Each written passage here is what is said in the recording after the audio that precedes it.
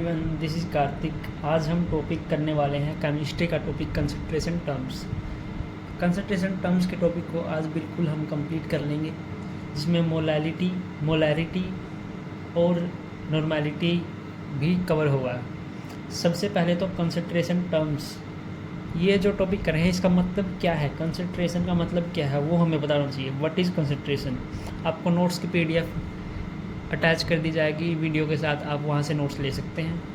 What is concentration, amount of solute present in a given amount of solvent और solution. Concentration का मतलब क्या होता है, सोल्यूट की कितनी मात्रा किसी गिवन सॉल्वेंट या सॉल्यूशन में प्रेजेंट है। दोबारा रिपीट कर रहा हूँ मैं, किसी भी सॉल्यूशन में या किसी भी सॉल्वेंट में कितनी सोल्यूट की मात्रा प्रेजेंट है उसे हम कंसंट्रेशन कहते हैं। ठीक है, अब ये सोल्यूट सॉल्वेंट सॉल्यूशन क्या हो गई, अलग ही टर्म आ गई है। सोल्यूट क्या होता है, सब्सटेंस दैट इज़ डिज़ोल्व्ड, ऐसा सब्सटेंस जो हम डिज़ोल्व कर रहे हैं, जिसको डिज़ोल्व किया जा रहा है। Solvent, substance that dissolves the solute. Solvent होता है जो सोल्यूट को डिज़ोल्व कर लेता है, उसे हम क्या कहते हैं, उसे हम सॉल्वेंट कहते हैं। Solution, homogeneous mixture of solute and solvent.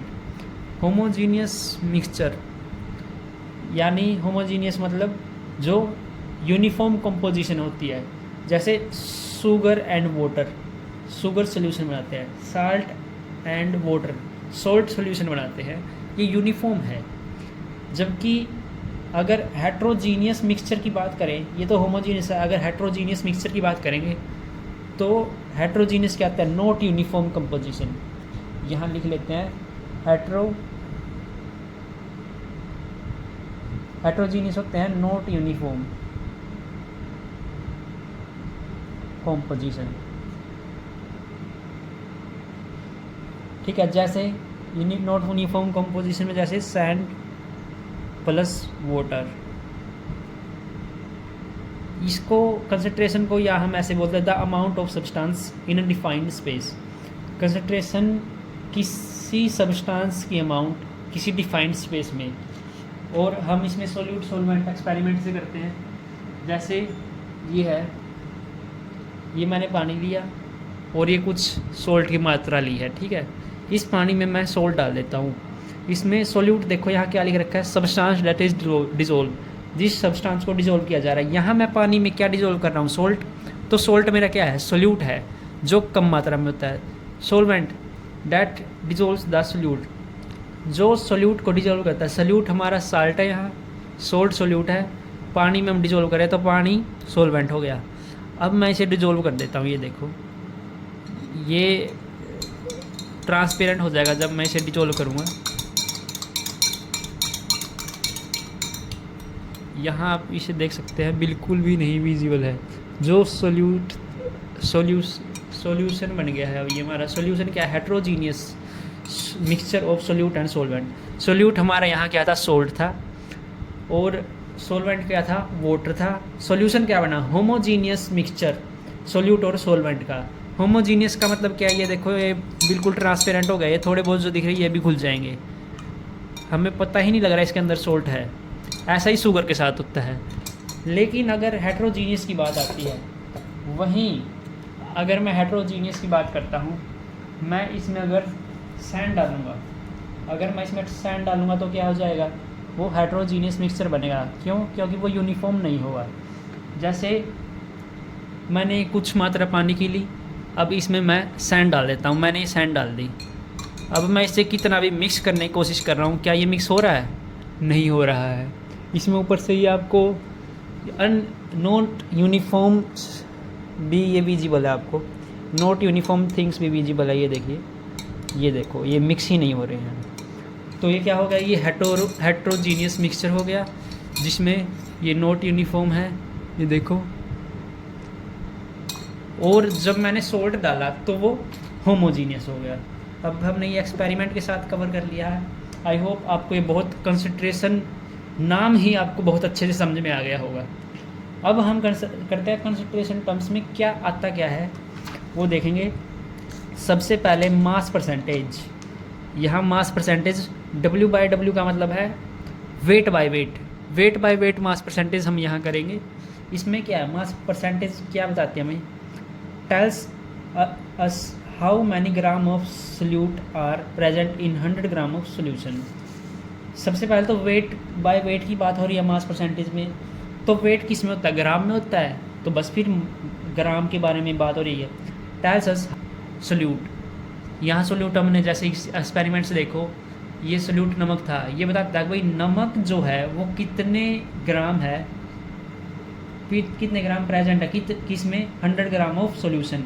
किसी 100 ग्राम सॉल्यूशन में, जैसे 100 ग्राम वाटर था, इस वाटर में ये जैसे वाटर था, इसमें मैंने नमक डाला तो ये 100 ग्राम एक सॉल्यूशन बन गया, उसमें कितने ग्राम हमारा सोल्यूट यानी नमक है वो हमें बताता है, उसे क्या कहते हैं, मास परसेंटेज। मास परसेंटेज निकालने का फॉर्मूला क्या है, जैसे मास of solute bye mass of solution into 100, percentage जब भी निकालते हैं हम 100 से मल्टीप्लाई करते हैं।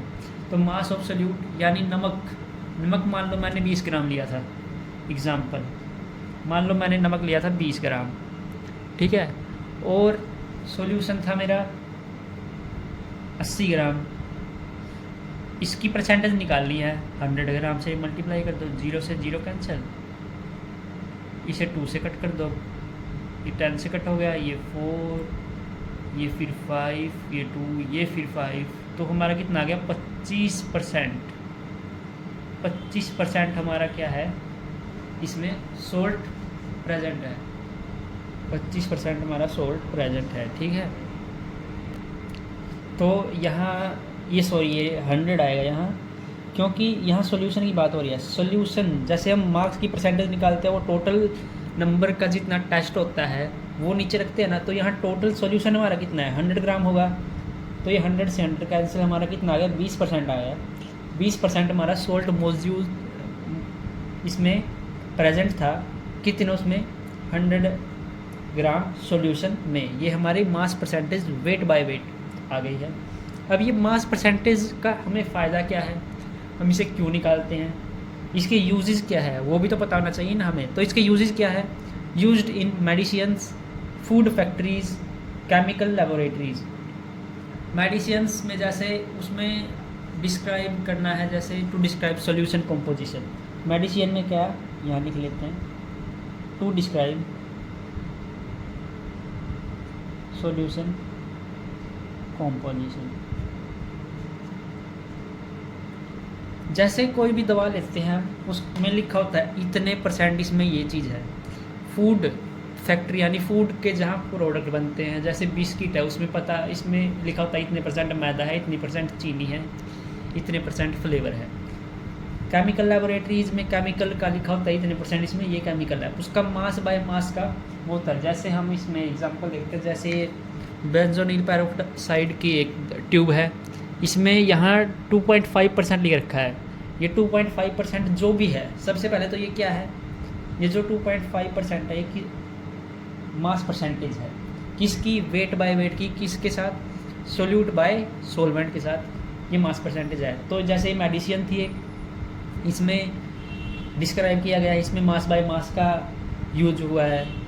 फूड फैक्ट्री ऐसे ही कोई फूड प्रोडक्ट मिलेगा आपको, उसमें भी लिखा मिलता है। केमिकल लेबोरेटरीज में भी मिलता है। अभी नेक्स्ट पेज करते हैं हम, volume by volume percentage. Volume by volume percentage को कैसे निकालेंगे, पहली बात तो वॉल्यूम बाय वॉल्यूम से ही निकालेंगे। ये बताता क्या हमें, tells us the volume of solute present in 100 ml। उस वो जो मास परसेंटेज था वो वेट बताता था, जो वॉल्यूम परसेंटेज है वो वॉल्यूम बताएगा। यानी जैसे मैंने सोल्ट डाला, वो सोल्ट ने पूरे सॉल्यूशन में, जो पहले मैंने पूरा सॉल्यूशन बना दिया था, इसमें जो मैंने ये सैंड डाला है, इसने कितना वो लिया है, स्पेस ऑक्यूपाई किया है, वॉल्यूम कितनी है इसकी पूरे सॉल्यूशन में। पूरे सॉल्यूशन में मान लो इसने इतना सा स्पेस लिया है, पूरे सॉल्यूशन में मान लो इसने इतना सा स्पेस लिया है, तो इसकी ये वॉल्यूम होगी किस में, पूरे सॉल्यूशन में। सैंड की वॉल्यूम, सैंड क्या था हमारा, सोल्यूट था। नमक डिजोल्व किया था, नमक क्या था हमारा, सोल्यूट था, ठीक है। तो वॉल्यूम बाय वॉल्यूम परसेंटेज निकालेंगे हम। वही बात आ गई, फिर परसेंटेज कैसे निकालते हैं, 100 से मल्टीप्लाई कर देंगे। जैसे हमारी वॉल्यूम मान लो एग्जाम्पल से करते हैं। एग्जाम्पल जैसे वॉल्यूम ऑफ सोल्ट की वॉल्यूम मान लो हमारी थी 25 ml।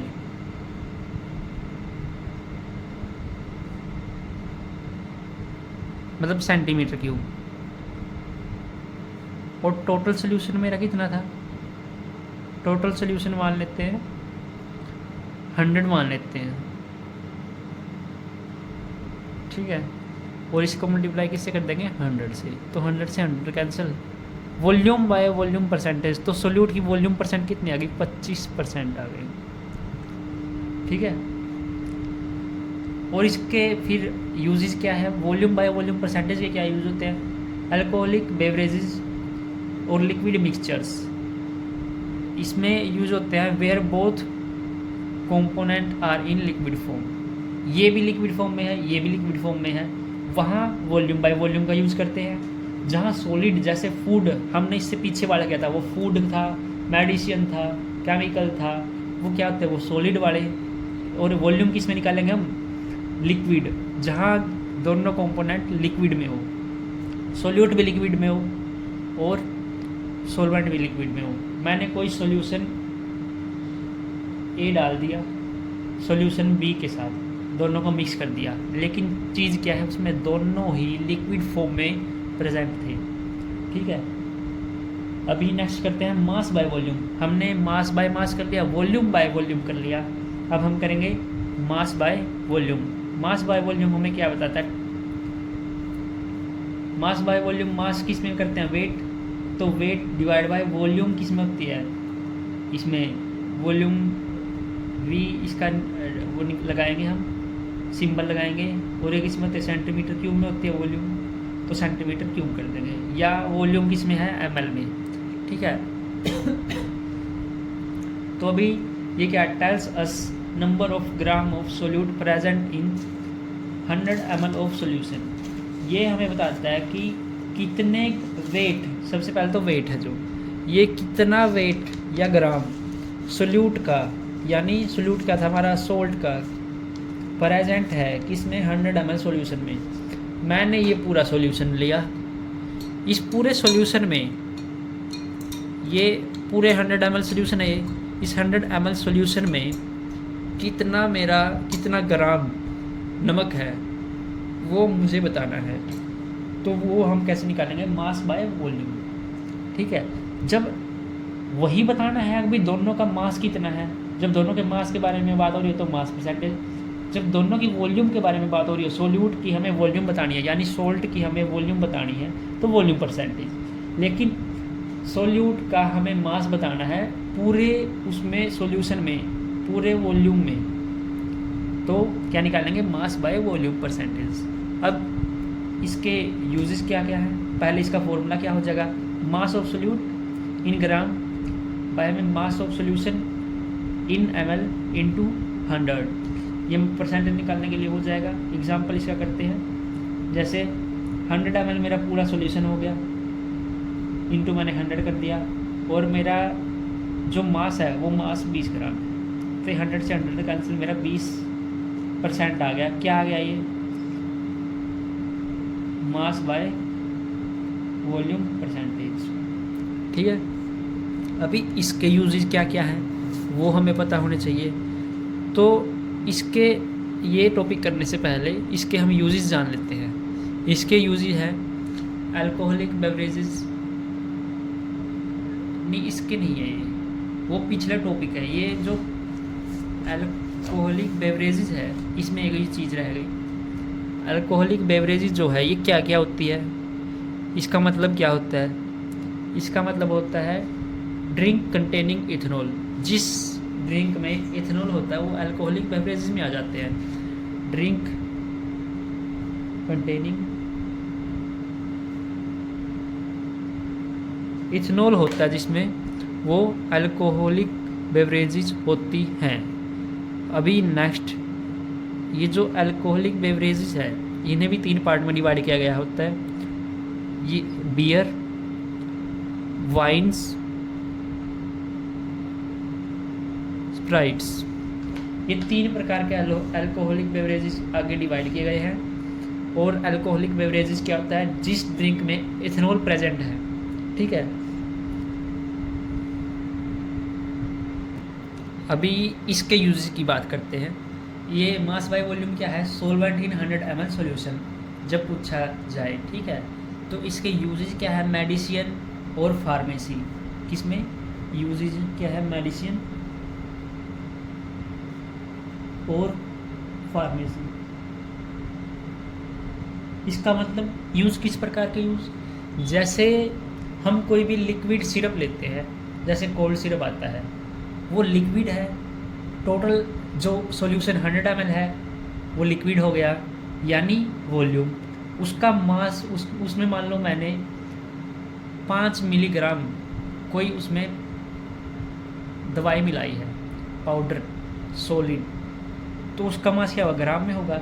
उसका मास निकालना है तो ये निकाल लेंगे। उस पर लिखा भी होता है अगर भाई इतने ग्राम इसमें ये चीज़ है, XYZ चीज़ है इसमें, जो खांसी वगैरह को जैसे कोल्ड को ठीक करने में काम आता है इस लिक्विड में, ऐसे, ठीक है। मेडिसिन और फार्मेसी में ये यूज होता है। अब दवाई जो लिक्विड सिरप वगैरह है, या कोई लिक्विड दवाई जो आती है, सिरप्स आते हैं जितने भी, उनमें देखना लिखा मिलेगा इतने मिलीग्राम है या इतने ग्राम है, ये चीज़ है इस पूरे लिक्विड में। वो पूरा लिक्विड कितना है? 100 ml है, और उसमें मान लो 5 ग्राम है या 5 mg कोई चीज़ है, XYZ कोई चीज़ है।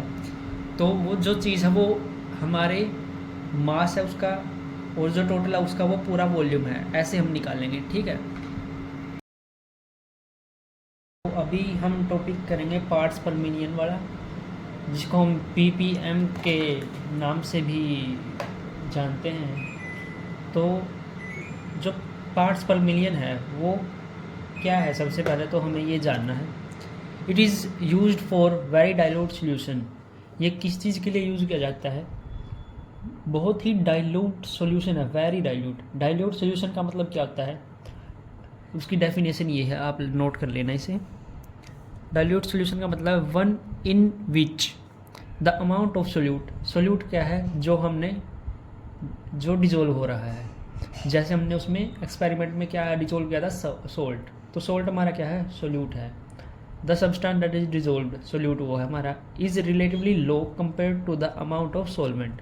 जो जिसमें डिजोल्व किया गया है उसमें से बहुत ही कम है अमाउंट सॉल्वेंट की। जैसे ये पानी है, इस पानी में देखो, इस पानी में क्या हमें दिख रहा है? बहुत ही छोटे छोटे पार्टिकल है जो इम्प्योरिटीज़ के है। ये वो हमारे क्या आ गए? वो हमारे सोल्यूट आ गए। और ये पूरा जो पानी है, ये देखो छोटे छोटे पार्टिकल्स दिख रहे हैं। और जो पूरा पानी है जो, वो क्या है? वो हमारे आ गए सोलवेंट में, पानी आ गया। और ये पूरा दोनों मिलके क्या बना रहे हैं? सॉल्यूशन बना रहे हैं। तो ppm पार्ट्स पर मिलियन, ये आप नोट कर लीजिएगा।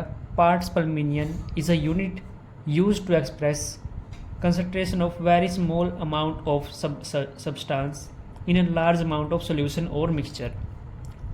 I repeat, parts per million is a unit used to express the concentration of a very small amount of substance in a large amount of solution or mixture.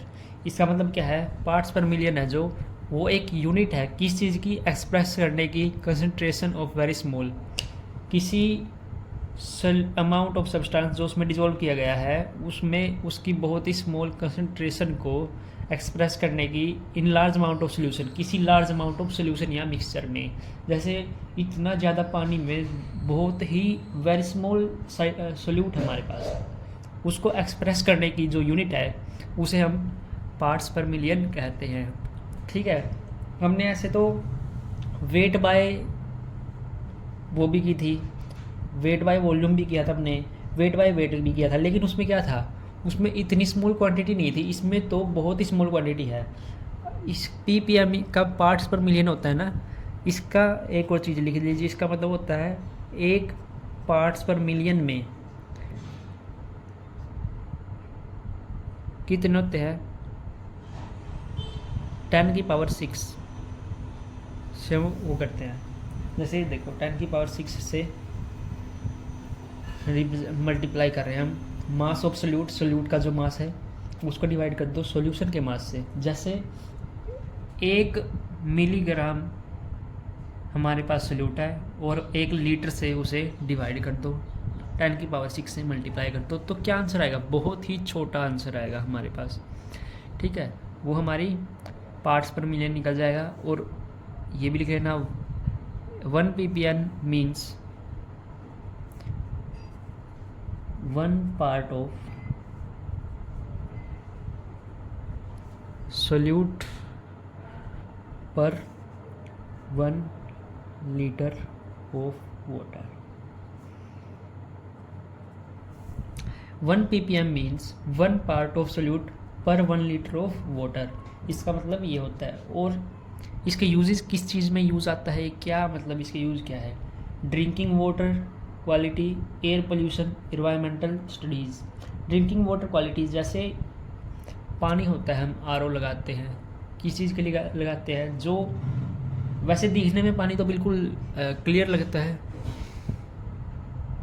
देखने में पानी तो बिल्कुल क्लियर लगता है, लेकिन उसे हम आरओ में क्यों फ़िल्टर करते हैं? क्योंकि उसमें बहुत ही कम मात्रा में, जैसे 0.0 पार्ट्स पर मिलियन 0.0 ppm क्लोरीन हो वाटर में है, फ्लोरीन हो, कुछ भी हो सकता है, कॉपर वगैरह भी होता है।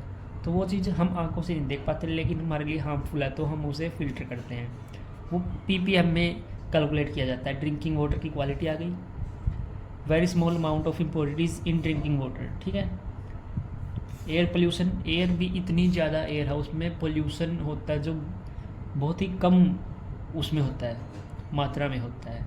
ठीक है। इन्वायरमेंटल स्टडीज़, इन्वायरमेंटल स्टडीज़ में कैसा आ गया? जैसे लेक्स है, पानी की, रिवर्स है, सोइल है, उनमें जो इम्प्योरिटीज़ है या उनमें जो सब किसी चीज़ सोल्यूट की हम मात्रा निकाल रहे हैं जो बहुत ही कम है, मिलियंस में उसके पार्ट आ रहे हैं, तो हम क्या करेंगे? ppm से निकालेंगे। उसका फॉर्मूला हमारा ये हो गया, फॉर्मूला याद कर लेना। अब आते हैं हम मोल फ्रैक्शन पे। मोल फ्रैक्शन क्या होता है? मोल फ्रैक्शन की सबसे पहले डेफिनेशन देखेंगे। मोल फ्रैक्शन को इससे काई से रिप्रेजेंट किया जाता है। इसे कहते हैं काई नाम है इसका। और ratio of moles of one component to the total moles of all the component. ये क्या है? मोल्स, मोल्स क्या होता है? Avogadro number. तो किस का ratio? Mole of one component, जिस कंपोनेंट के साथ हमें जिस कंपोनेंट की हमें मोल फ्रैक्शन निकालनी है ना, उसकी रेशो किसके साथ? टोटल कंपोनेंट्स की रेशो के साथ। ठीक है। फॉर्मूले से समझेंगे हम इसे। जैसे काई ए है, इस काई ए का मतलब क्या है? मोल fraction of component A. Mole fraction of component ए क्या आएगी? एन ए क्या है? मोल्स ऑफ कंपोनेंट ए के मोल्स बाय में हमारे पास 2 कंपोनेंट थे, एन ए और N B. Component A component B थे, हमें निकालने हैं mole fraction of component A निकालने हैं। तो कंपोनेंट ए के moles divide by total moles. Total moles क्या होंगे? ए के ऐड कर दो बी के साथ, वो हमारे टोटल मोल्स हो जाएंगे। तो ये हमारे आ गए टोटल मोल्स। ठीक है। प्रॉपर्टीज़, इसकी प्रॉपर्टीज़ क्या क्या है? मोल फ्रैक्शन की प्रॉपर्टीज़ क्या क्या है? मोल फ्रैक्शन में एक तो नो यूनिट आएगा, इट इज़ अ रेशो। ठीक है। इसकी कोई यूनिट नहीं होती। क्यों नहीं होती? क्योंकि हमें इसमें रेशो निकालना है। यही देख लो आप, रेशो ऑफ मोल्स किसका? जैसे हम मोल फ्रैक्शन निकाल रहे हैं, इसमें कंपोनेंट ए का रेशो निकाल रहे हैं पूरे उसके साथ, तो कोई यूनिट नहीं होती। क्यों? क्योंकि इट इज़ अ रेशो। इसका ये रीज़न है। Value lies between 0 and 1, sum of all fraction is equal to 1। ये एक ही घुमा फिरा के मतलब बात की गई है कि जैसे ये काई ए है या काई 1 है प्लस काई 2 है प्लस काई 3 है, ऐसे सो ऑन चलते जाएं, तो ये 1 ही आएगा। इसका मतलब इन दोनों का मतलब ये है। ठीक है। 0 से 1 के बीच में नेगेटिव तो हो ही नहीं सकती। ठीक है। और 1 से ज़्यादा नहीं होती, 1 ही आएगा इनका एंड। तो 1 तो होगी ही नहीं, और 0 से नेगेटिव हो ही नहीं सकती, 1 ही होगा इनका आएगा, तो ये 0 से 1 के बीच में लाई करती है, इसका मतलब ये है। अभी नेक्स्ट हमारा टॉपिक है जो सबसे कंफ्यूजिंग करना है, मतलब बच्चों को लगता है बहुत कंफ्यूजिंग है, लेकिन हम इसे एक ट्रिक से करेंगे। सबसे पहले हम मोलैरिटी और मोलैलिटी को दोनों को अच्छे से समझते हैं। शांत दिमाग से समझिएगा। पहली बात तो दिमाग से ये बात निकाल दो, अब भाई ये टॉपिक मेरे को समझ में नहीं आता है। यही चीज़ हम सोचते हैं तो हम चाहकर भी इस टॉपिक को नहीं समझ पाते हैं। जब हम सोचेंगे अभी सभी को समझ में आ रहा है तो मेरे को समझ में ये क्यों नहीं आएगा टॉपिक, आपको भी समझ में आएगा। अब शांति से ध्यान लगा कर इसे देखो। मोलैरिटी, सबसे पहले नाम पे फोकस करना है। आर है मोलैरिटी, इसको रिप्रेजेंट कैपिटल एम से करते हैं, बड़े एम से, ठीक है। अभी इसका मतलब क्या है, ये क्या है, इसका मोलैरिटी होता क्या है? ये होता है number of moles of solute present in 1 litre of solution. क्या है ये? मोल्स ऑफ सोल्यूट के मोल्स 1 लीटर सोल्यूशन में। मान लो मेरे पास 1 लीटर पानी है, उसमें मैंने NaCl यानी सोल्ट डाल दिया। उसमें सोल्ट के, छोड़ो ये थोड़ा अलग हो जाएगा। मान लो मैंने वाटर लिया 1 लीटर, कोई 1 लीटर मेरे पास सोल्यूशन है। उस सोल्यूशन में अगर कुछ सोडियम है तो उसमें सोडियम के कितने मोल्स प्रेजेंट है, ये चीज़ मोलैरिटी के अंदर आती है। इसका फॉर्मूला होता है M = N/V। M हमें मोलैरिटी के बारे में बताता है, और N जो है मोल्स ऑफ सोल्यूट, ये है moles of solute divide by volume of solution in litre. यही बात ध्यान रखने वाली होती है कि सोल्यूट के moles divide bye 1 litre of solution की वॉल्यूम लीटर में, पूरा सोल्यूशन। इसकी यूनिट क्या है? चूँकि हम इसे लीटर में कर रहे हैं तो मोल, ये यहाँ क्या इसका मतलब, ये क्या है, मोल डिवाइड बाय लीटर है ना, तो इसकी यूनिट क्या हो जाएगी? मोल पर लीटर। ये -1 का इसका मतलब क्या होता है? मोल पर लीटर। इसकी वॉल्यूम मतलब यूनिट हो जाएगी। और क्या है मोलैरिटी? ये change in with temperature because solution volume changes. इसका मतलब क्या है? Molarity depend on volume of the solution. लिखो इसे, molarity depends on the volume of the solution. Molarity जो है वो सोल्यूशन की वॉल्यूम पे डिपेंड करती है। क्यों? क्योंकि volume changes with temperature. Volume है जो, अगर टेम्परेचर बढ़ गया तो वॉल्यूम क्या चेंज हो जाएगी। अगर वाटर है तो वाटर तो वेपोरेट हो जाएगा, उसकी वॉल्यूम चेंज हो सकती है, ठीक है। सिंस आगे लिखो, since the volume changes with temperature, since the volume changes with temperature molarity also changes with temperature. Molarity भी चेंज हो जाएगी टेम्परेचर पे। क्यों? क्योंकि वॉल्यूम पे डिपेंड करती है। और ये हमें कैसे पता लगा? क्योंकि हम वॉल्यूम से ही तो डिवाइड कर रहे हैं, ठीक है। वॉल्यूम, ये दोबारा देखो ये topic, number of moles of solute के मोल्स 1 लीटर सॉल्यूशन में निकालते हैं, उसे मोलैरिटी कहते हैं, ठीक है। मोलैरिटी क्या होती है? कितने मोल्स ऑफ सोल्यूट प्रेजेंट है इन 1 लीटर ऑफ सोल्यूशन, ठीक है। इसका यूनिट है मोल पर लीटर। और ये मोलैरिटी डिपेंड करती है वॉल्यूम पे, और वॉल्यूम टेम्परेचर बढ़ने से चेंज हो जाती है, तो मोलैरिटी भी टेम्परेचर पे बढ़ने पे चेंज हो जाएगी, ठीक है। अब करते हैं मोलैलिटी। यहाँ L आ रहा है, वहाँ R आ रहा था। मोलैलिटी जो है वो स्मॉल m से, छोटे m से रिप्रेजेंट किया जाता है। साइन आप याद कर लेना। और इस मोलैलिटी क्या होता है वो जानते हैं। ये मोलैरिटी था, नाम पे फोकस करना है। मोलैरिटी और मोलैलिटी में दोनों में बहुत बड़ा डिफरेंस है। मोलैलिटी क्या है? Number of moles of solute present in 1 kg of solvent. यहाँ भी मोल्स ऑफ सोल्यूट की बात है, वहाँ भी मोल्स ऑफ सोल्यूट की बात है, लेकिन वहाँ 1 लीटर सोल्यूशन में पूछा गया, यहाँ 1 kg सोल्यूशन में, सॉल्वेंट में पूछा गया, ठीक है। यहाँ सॉल्वेंट है, ये भी बात ध्यान रखनी है। वहाँ पूरा सोल्यूशन की बात हो रही थी, यहाँ सॉल्वेंट है, तो वहाँ लीटर में पूछा जा रहा है, यहाँ केजी में पूछा जा रहा है। तो सॉल्यूट के कितने मोल्स प्रेजेंट है 1 लीटर सॉल्यूशन में, यहाँ सॉल्यूट के कितने मोल्स प्रेजेंट है 1 केजी सॉल्वेंट में। ठीक है, इसका तो सिंपल फॉर्मूला क्या हो जाएगा, ये मोलैलिटी को रिप्रेजेंट करने का तरीका है, small m is equal to moles of solute by mass of solvent in kg. स्मॉल्स सॉल्यूट के moles divide by mass of solvent, किसमें केजी में। इसकी चूँकि ये फिर वही बात आ गई, मोल है बाय में केजी से कर रहे हैं, तो इसकी यूनिट क्या हो जाएगी मोल पर केजी। इस ये -1 का फिर क्या साइन हो गया मोल पर केजी, इसका मतलब ये हो गया।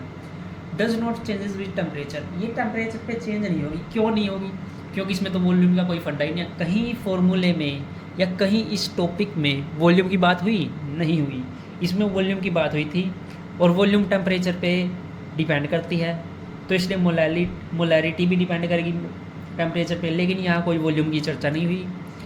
तो ये इंडिपेंडेंट है किसके टेम्परेचर पे, does not changes with temperature. Temperature बढ़े घटे कुछ फ़र्क नहीं पड़ता है, मोलैरिटी को पड़ता है, इसमें वॉल्यूम की बात होती है, ऐसे ध्यान रखना। ठीक है, अब एक डिफरेंस बना दिया गया है आपके लिए, ये डिफरेंस देख लेना। Difference between molarity and molality क्या है, based on volume of the solution, ये based on mass of the solution. उसमें वॉल्यूम से डिवाइड करते हैं, इसमें मास से डिवाइड करते हैं, ये हमने। इसका क्या है, इसमें वॉल्यूम से करते हैं, वॉल्यूम किस में होता है लीटर, तो मोल पर लीटर।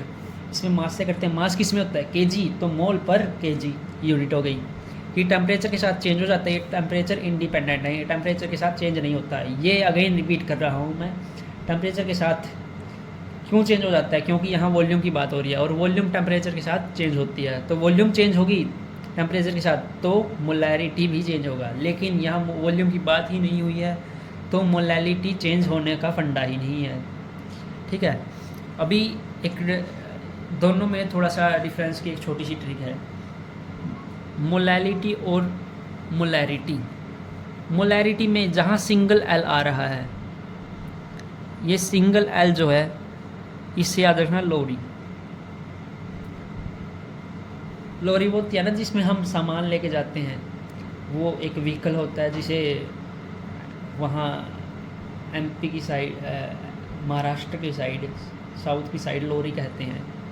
ठीक है, जिसमें सामान लेके जाया जाता है, उसमें हमने वाटर भेजा, क्या भेजा हमने, पानी भेजा। और पानी किस में होता है, लीटर में पानी होता है, तो वो पानी लीटर में है, तो यहाँ क्या आ गई वॉल्यूम आ गई और मोल पर लीटर आ गया। और यहाँ मोलैलिटी, ये लास्ट के 4 वर्ड क्या बोल रहे हैं, लिट्टी, इसे हम लिट्टी कहेंगे। लिट्टी चोखा नाम का एक चीज़ होता है, बिहार की साइड फेमस है। लिट्टी चोखा हम खरीदने गए दुकान पर, हमने कभी खाया नहीं था लिट्टी चोखा कैसा होता है, तो हम वो केजी में ख़रीद के लेके आए। ठीक है, तो वो केजी में खरीद के लेके आए, तो यहाँ बेस्ड ऑन मास यहाँ मोल्स ऑफ सॉल्यूट डिवाइड करने हैं मास के साथ केजी में, यहाँ मोल्स ऑफ सॉल्यूट डिवाइड करने हैं वॉल्यूम के साथ लीटर में, और इसकी यूनिट क्या आ गई मोल पर लीटर, इसकी यूनिट क्या आ गई मोल पर केजी। ये अपनी एक ट्रिक थी। एल सिंगल एल आ रहा है जहाँ, वहाँ लोरी में हमने पानी की समस्या हो गई थी, पानी नहीं आ रहा था, तो हमने लीटर में पानी मंगाया।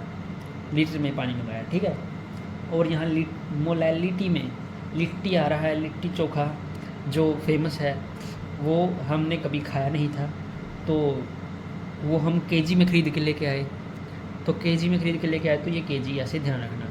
ठीक है, तो अभी नेक्स्ट टॉपिक हमारा रहेगा नॉर्मैलिटी का। नॉर्मैलिटी को रिप्रेजेंट एन से किया है, मतलब एन से किया जाता है, किया है नहीं। ठीक है, और जो नॉर्मैलिटी का टॉपिक है, जितना मुझे पता है वो एनसीईआरटी में नहीं है। ये जिसको थोड़ा एक्स्ट्रा पढ़ना है, ये एक्स्ट्रा नॉलेज के लिए आप नॉर्मैलिटी कर सकते हो। मेरे को तो पता है कि एनसीईआरटी में ये टॉपिक नहीं है। ठीक है, बाकी नॉर्मैलिटी कर लीजिए। नॉर्मैलिटी का क्या होता है, number of gram equivalents of solute present in 1 litre of solution. दोबारा देखें, number of gram equivalent of solute के ग्राम इक्विवेलेंट 1 लीटर सोल्यूशन में कितने प्रेजेंट है, तो ये n क्या हो जाएगा, 1 लीटर सोल्यूशन में की बात हुई है, वॉल्यूम किस में होनी चाहिए, लीटर में, ग्राम इक्विवेलेंट ऑफ सोल्यूट।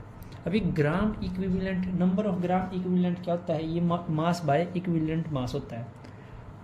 जो मास है किसी उसका बाय में इक्विवेलेंट मास का, जो इक्विवेलेंट मास क्या होता है वो होता है मोलिकुलर वेट अपॉन एन। जैसे सबसे पहले तो नॉर्मलिटी होता है ग्राम इक्विवेलेंट्स ऑफ सोल्यूट बाय में वॉल्यूम, और नंबर ऑफ ग्राम इक्विवेलेंट क्या होता है वो होता है मास बाय इक्विवेलेंट मास। अब इक्विवेलेंट मास क्या होता है, इक्विवेलेंट मास होता है मोलिकुलर वेट, होता है molecular weight upon n. N क्या है, एन हमारा है वैलेंस फैक्टर, एल है हमारा वैलेंस फैक्टर। और ये वैलेंस फैक्टर एन हम क्या निकाल लेंगे, मतलब कैसे निकाल लेंगे, अगर आपको एसिड दे रखा है, अगर दे रखा है एसिड जैसे H2SO4, हमें एसिड या बेस छोड़ो आप, सिंपल है, अगर H है या OH आयन है, जितने H है उतना ही उसका N फैक्टर होगा, जितने OH है उतना ही उसका N फैक्टर होगा। ये सोल्ट और बेस में है, मतलब एसिड और बेस में है। एसिड में क्या आता है, हमेशा H+ आयन आता है, तो इसमें देखो H+ आयन, देखो H+ आयन 2 है, तो ये 2 आयन्स को वो कर सकता है, कंपीट कर सकता है, मतलब तो N फैक्टर इसका 2 आ गया। यहाँ OH होल ट्वाइस है, यहाँ इसका मतलब होल ट्वाइस होता है, तो यहाँ भी 2 आ गया, N यहाँ भी 2 आ गया। और जब सोल्ट की बारी आती है, जैसे Na2CO3, इसको हम ब्रेक करेंगे, Na2CO3 का हम ब्रेक करेंगे तो ये आ गया 2Na प्लस CO3 2-। अभी ये जो पॉजिटिव आया ये क्या है, ये हमारा अनायन है, और जो नेगेटिव आया वो आया हमारा कटायन है। ठीक है, तो या तो कटायन को लो या अनायन को लो, बैलेंस करना, लेकिन उस इक्वेशन को तोड़कर उसमें फिर एक को उठाओ और उस एक के टोटल चार्ज को मानो वही हमारा एन फैक्टर होगा। जैसे मान लो मैंने Na+ ले लिया, ये 2Na+ है, तो +1 × 2 क्या आ जाएगा, 2 हो गया इसका चार्ज। यहाँ CO3 2- है, इसका भी 2 चार्ज हो गया, तो N हमारा 2 ही आएगा। इसका मतलब ये है। ये था हमारा नॉर्मेलिटी का टॉपिक। अब हम कुछ जितना भी हमने ये कंसंट्रेशन टर्म्स हमने बिल्कुल कंप्लीट कर लिया है। अब हम कुछ क्वेश्चन करते हैं कंसंट्रेशन टर्म्स के रैंडमली। आप देखना आपसे सोल्व हो तो अच्छा है, अगर ना हो तो आप मेरे से पूछ सकते हैं। अभी हम लोग कुछ जितने भी हमने टॉपिक किए हैं उनमें से जो कंफ्यूजिंग टॉपिक है हम सिर्फ उन्हीं पे क्वेश्चन करेंगे, क्योंकि उनका एग्जाम्पल तो हमने साथ ही कर लिए हैं। तो अभी जो 4 एग्जाम्पल कर रहे हैं, सबसे मतलब 4 क्वेश्चन कर रहे हैं, तो सबसे पहला क्वेश्चन क्या है, a solution has a molarity of 2m। ये m क्या है, मोलैरिटी। ये मोलैरिटी का सिंबल होता है, हमने पढ़ा था। ठीक है, सबसे पहले एक लाइन पढ़ना, ज़्यादा कन्फ्यूज नहीं होना है। हमें क्या दे रखा है, एक कोई सोल्यूशन है, ठीक है, मान लिया उसमें 2, उसकी मोलैरिटी 2 है, तो पूछा how many moles of solute are present in 250 ml of the solution. Molarity का फॉर्मूला कहता है m = N/V, जहाँ V क्या होता है, वॉल्यूम ऑफ सोल्यूशन, और N क्या होता है, मोल्स ऑफ सोल्यूट। इसमें हमें मोलैरिटी दे रखा है और इसकी वॉल्यूम दे रखी है, तो हमें निकालना क्या है, ये निकालना है। क्या हम इसे N को लिख सकते हैं m × V, लेकिन हमने जो वॉल्यूम की थी वो वॉल्यूम लीटर में होनी चाहिए, हमने ये किया था।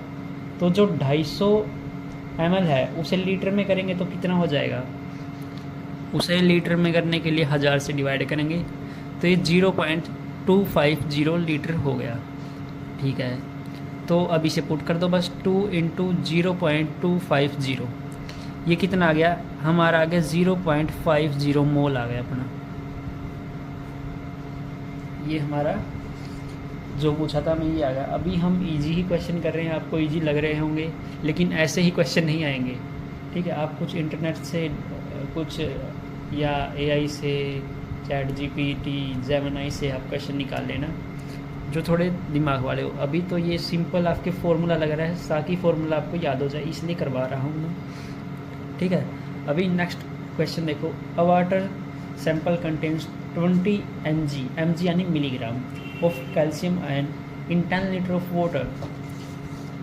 एक पानी का सैंपल है, उसमें 20 मिलीग्राम 20 mg कैल्शियम के आयन हैं, और उसमें 10 लीटर मतलब 10 लीटर पानी के अंदर उसकी कंसंट्रेशन निकालनी है ppm। ppm क्या होता है? पार्ट्स पर मिलियन में। तो ppm निकालने का हमारा फॉर्मूला क्या होता है, वो हम करते हैं, बताओ क्या करते हैं। ppm निकालने का फॉर्मूला जो होता है, क्या यही होता है? ppm is equal to mass, नहीं सॉरी, हमारा ppm का फॉर्मूला था mass of solute by mass of solution, मतलब वॉल्यूम ऑफ सॉल्यूशन।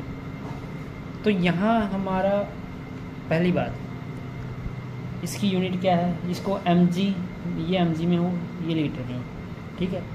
mg में हमें दे रखा है, तो हम इसकी कंसंट्रेशन क्या हो जाएगी? कंसंट्रेशन हो जाएगी हमारी 20 mg अपॉन 10 लीटर। ये किसके बराबर है? 2 mg पर लीटर। ये mg पर लीटर क्यों लगाया है? क्योंकि ये यूनिट है इसकी, ppm की यूनिट है। तो ये तो हमारा एक ppm में आया है, सिंस 1 mg पर लीटर एक ppm होता है, तो 2 mg पर लीटर हमारा कितना ppm हो गया? ये 2 ppm हो गया। हमारा फाइनल आंसर ये है। कई लोग इसे यहीं छोड़ देंगे, लेकिन यहाँ नहीं छोड़ना है। फाइनल आंसर हमारा ये होगा 2 ppm। इसे ये सिर्फ यूनिट में नहीं छोड़ना है, ये आपको ध्यान रखना है। नेक्स्ट क्वेश्चन हम करते हैं।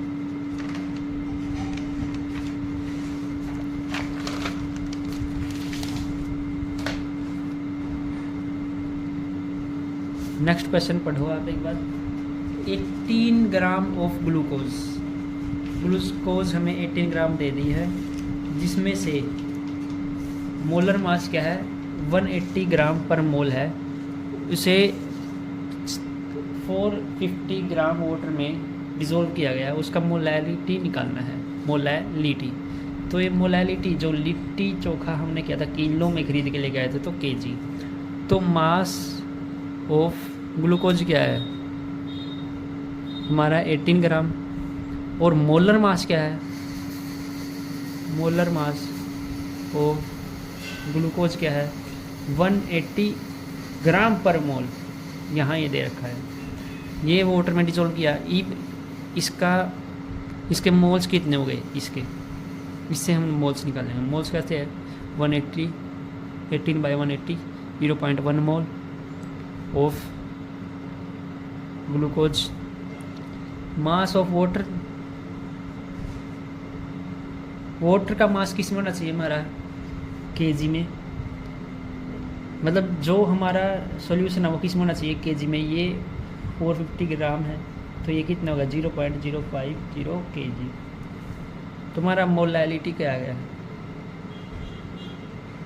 मोलैलिटी का फॉर्मूला क्या था? मोल्स ऑफ सोल्यूट क्या है हमारे यहाँ? Glucose by mass of solvent in kg. तो ये हमारा हो गया 0.1/0.5, मतलब 0.045 is equal to 0.222 m।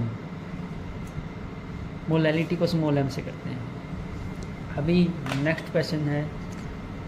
Next question देखो एक बार। इस solution contain 0.5 gram equivalent of HCl। ये किसका क्वेश्चन है? नॉर्मेलिटी का क्वेश्चन है। एक कोई सॉल्यूशन है जिसके अंदर 0.5 ग्राम इक्विवेलेंट, मतलब 0.5 इक्विवेलेंट ऑफ हाइड्रोजन है 250 ml सॉल्यूशन में। नॉर्मेलिटी निकालनी है, तो सबसे पहले ग्राम इक्विवेलेंट कितना है? 0.5 वॉल्यूम कितनी है 250 ml। ये 250 ml की इसमें करनी है हमें लीटर में, तो 0.250 लीटर। नॉर्मेलिटी क्या होगी हमारी, नॉर्मेलिटी का फॉर्मूला था gram equivalent by volume in litres. तो 0.5 by 0.250 equal to 2n। n मतलब नॉर्मेलिटी। ये हमारा आंसर था।